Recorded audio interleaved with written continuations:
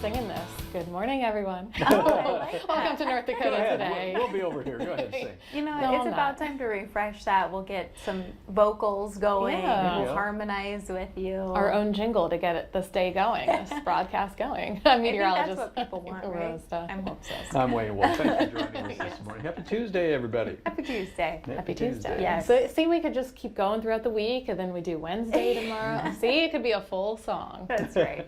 We've got some musicians in the newsroom we could actually tap into Oh, and no probably do a question. much better job than we could. Got But, some- yeah. We've got some really good musicians when you think Yeah. about it. You know, Yeah. Brian is excellent. I remember listening to him years ago. Yes. You know? Yeah. We need to bring him back on. Yeah, for we another do. one. I would say I like too, just to branch off of that, it's interesting to learn more about people in the newsroom because we Yeah. saw a package or a story from Erica, Yes. and she's athletic. Oh, like we you know. said, Yes. Brian has the musical thing in him, and it's just fun to learn Yeah. what people do. Joel's into Ironman competitions, Yes. and so it's fun. Yes. So if you missed it, Erica Craven, she went on the teacher flight with the North Dakota National Guard, where the teachers are learning how to prepare students for a possible career in the National Guard.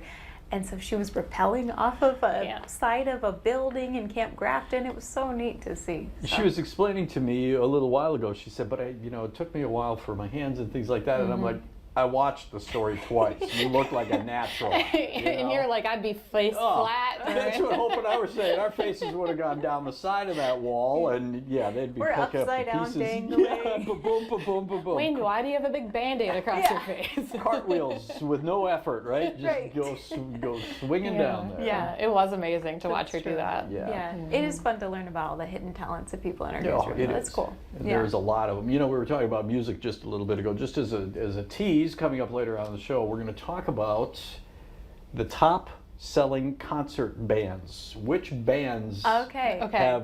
have sold the most tickets? Okay. And this is different than one we did a couple weeks ago with the top summer one. So Oh, yeah. this is yeah, over this time. is over the last year. Okay. You're going to roll your eyes so, at this, but this is the most no. concert tickets over the last 40 years. All right. I'm gonna So start we're not thinking talking now. about bands that just came out last year and had a Right. great year or something I'm like that. thinking already. Yes. So that's So a good give that teaser. some So thought. everyone at Yeah. home think.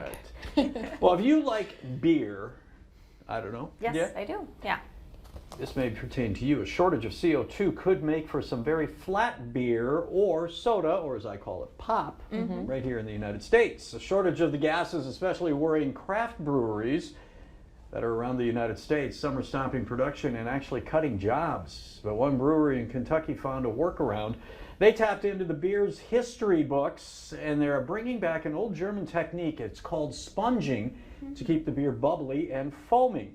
The method involves capturing a lot of the carbon dioxide that's a byproduct of the fermentation process and forcing it back into the beer. Okay, interesting. With no idea how long the shortage will last, this brewery has transitioned almost completely to the sponging process as more breweries start to make that switch.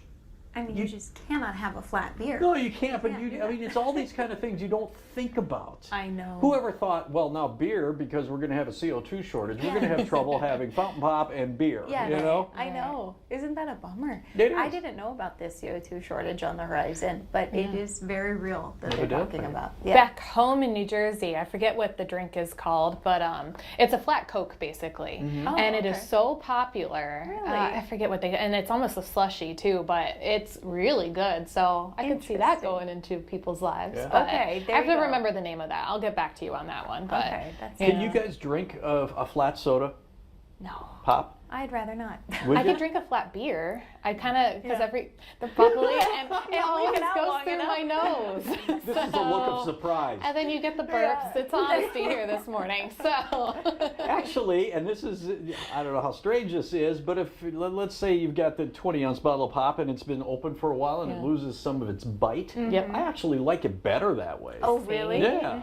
Okay, that's I so saw your funny. face, Hope, that was like, no way. No, I you know, can't you do don't. that. Well, that's funny that we've all got different Yeah. tastes, and clearly in some places you're used to a flat type of drink Yeah. like that, and I'm it's almost fine. mad I can't remember the name of that right now. It'll but come to you yeah, later I'm when gonna we look pour it up. some. Yeah, Yeah. but we'll get to it. Okay. I've done this a couple of times very recently, where I like the carbonated waters Okay, in yeah. the bottle, and I'll open it at my desk and everywhere, and I'll scream, and Yeah. everyone in the newsroom's, what is going on over there? It's fine. It's fine. I'm just covered in water. Did you, I don't know if you were sitting there with your headphones on this morning or not. You and I were the only two in the newsroom. Did you hear a bad word coming out of my mouth at all? No, I did hear a meow coming from your phone. Yeah, she goes, I heard a meow, and I showed her, it was a picture, it was a video I took of my cat over the weekend. Anyway, I was reaching for something, and I had my Mountain Dew setting there, and I pulled, and it dumped. Fortunately, it dumped right off the edge of the desk, got a little on the floor, got 2 drops on my pants, but I didn't realize at the time when I said, oh shoot. I didn't hear it. Oh, I didn't good. hear it. You knocked all the bubbles out of it. Yeah. So now I have my flat soda. There you go. There we go. Full circle. Well, at least no one purposely shook it to explode, Yeah, so that's exactly. a good thing. Okay. Do we like exploding trees now? Exploding cans? Oh. I don't know. Exploding trees? That doesn't sound good. Doesn't sound Okay, well, that's our next story here. So we already know that extreme heat, it can be harmful, of course, but did you know it can also cause some trees to explode? So that's exactly what experts say may have happened to a more than a 200-year-old oak tree in Portland. The branch that came crashing down was estimated to weigh about 30,000 pounds. Fortunately, no one was hurt and property damage was minimal. The area had just experienced a heat wave lasting a week, and it was the longest on record in the Portland area.